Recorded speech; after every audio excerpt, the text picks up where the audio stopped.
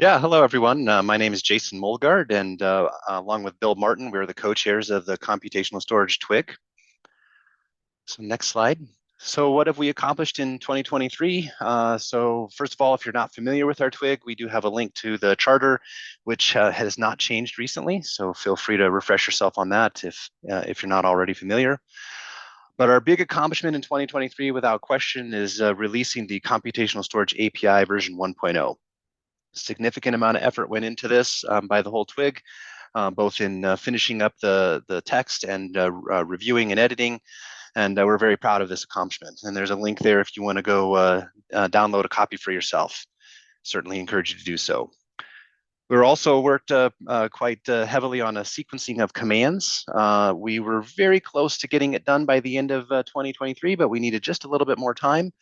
So we're expecting that to happen soon here in 2024, and it will be included in a 1.1 architecture and programming model. So what are we going to work on in 2024? Well, I already mentioned the 1.1 architecture and programming model. We're going to complete the sequencing of commands. We had already done some security enhancements, and so the security enhancements and the sequencing will get folded into that 1.1 release that we expect to have out in 2024.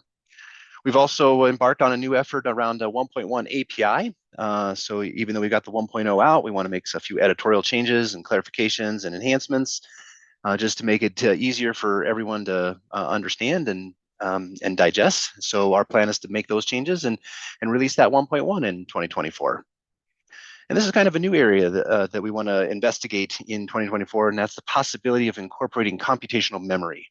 This has become kind of a very hot topic these days, and some of the architectures for computational memory resemble the architecture that we have in our computational storage architecture and programming model. And we just want to consider, could these be, could the same architecture be applied to both? So we're going to take a look at that. And certainly, if you have any input on that, we'd welcome you to come and contribute and give us your opinion. As far as SNIA group collaboration is concerned, we definitely want to continue our effort with the SDXI TWG. So this is a joint effort between the two TWGs where we're looking at how can we combine SDXI with computational storage. Could SDXI be the offload, the function that the computational storage provides to the host? Could SDXI be used to move data within the computational storage drive or device? Or could the transformations that are part of SDXI be the compute of computational storage? So this is some of the areas that we're exploring.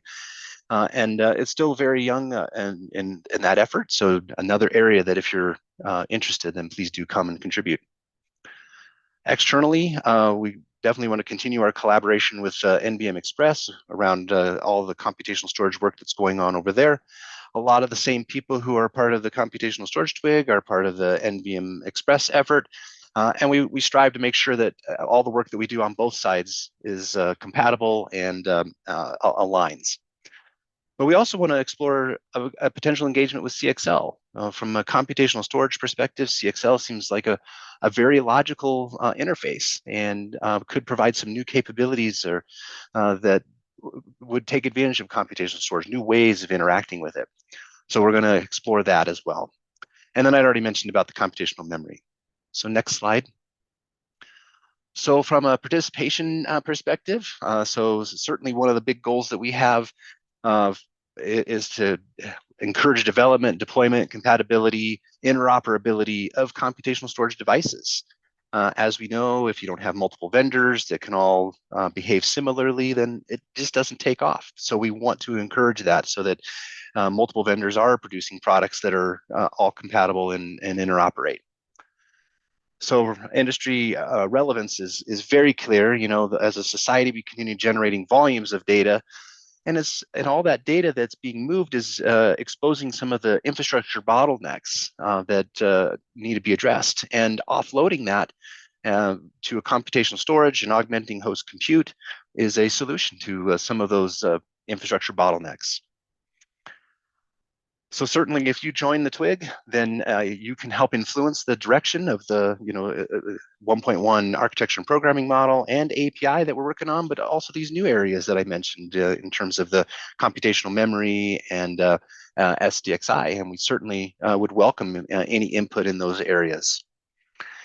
And if you would like more information, then you can reach Bill or I, or both of us actually, but using this email alias, computationaltwigchair@snia.org, and we'd be happy to answer any of your questions. So as far as participation is concerned, we've got 41 companies and 217 member representatives. Definitely a lot of interest. If your logo isn't up here, then we certainly encourage you to join us.